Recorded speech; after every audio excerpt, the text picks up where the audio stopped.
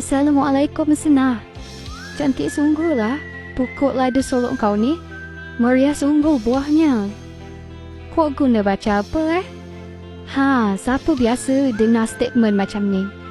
Bila tengok pokok cantik je mesti korang tanya pasal baju kan? Meh aku nak cerita kat korang sesuatu.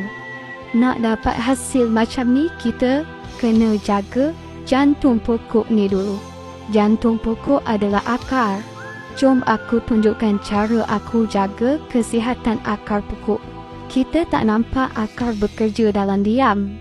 Akar yang sihat dan aktif sangat penting dalam membantu pokok untuk menyerap air dan nutrien daripada tanah.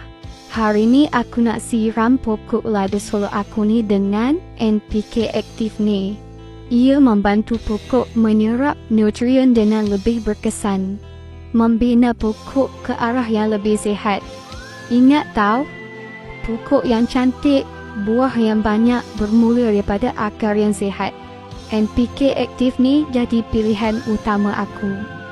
Kalau korang nak, boleh enter dekat showcase aku ya. Tata titi tutu.